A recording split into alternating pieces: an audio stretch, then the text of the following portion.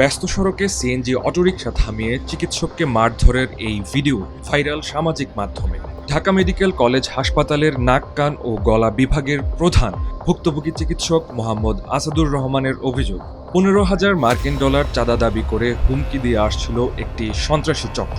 চাঁদা দাবির সময় একাধিকবার উল্লেখ করা হয় সন্ত্রাসী ডেভিড ইমনের নাম। কাঙ্ক্ষিত চাঁদা না দেওয়ায় গত 17 আগস্ট রাতে তাকে গুরুতর আহত করে সন্ত্রাসীরা। আমি ডেভিড ইমন বলতেছি, আপনি আমার ডিটেলস পুলিশ কমিশনার থেকে জিজ্ঞেস করেন, আমার নাম্বারটা দেখাইন, আপনি না চিনলে, বুঝছেন?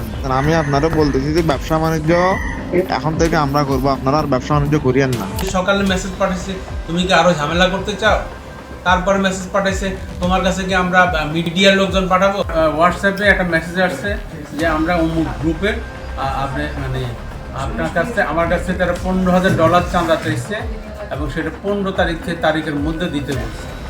আমি এটাকে ইগনোর করছি, আমাকে ফেক কোনো গ্রুপ এরকম কিছু হইতে পারে।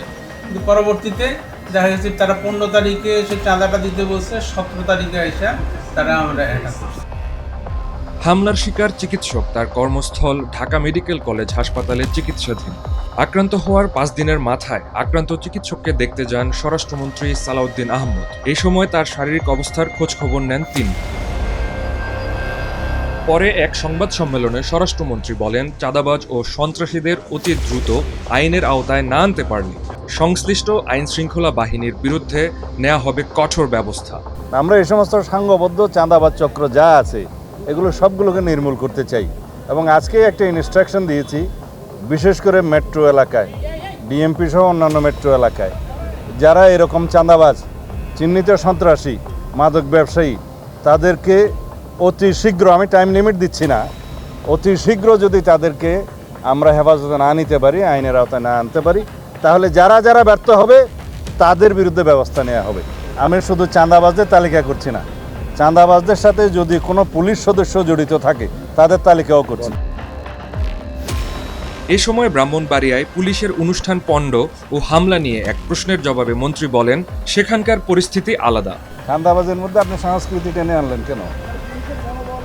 ব্রাহ্মণবাড়িয়া এলাকাতে এরকম যে গান বাজনা, সিনেমা, এই সমস্ত এগুলো প্রায় একটা বহু বছর যাবৎ তাদের মধ্যে এটা একটু প্রায় নিষিদ্ধের মতো এলাকা। সেটা ওখানকার পরিস্থিতি আলাদা। তো পরিবেশ বিবেচনায়, পরিস্থিতি বিবেচনায় যেখানে যা ব্যবস্থা নেওয়া দরকার সেটা নিয়েছে। এর সাথে এই ঘটনা সম্পর্ক। স্বরাষ্ট্রমন্ত্রী জানান, চিকিৎসকের উপর হামলার ঘটনায় গ্রেপ্তার করা হয়েছে 4 জনকে।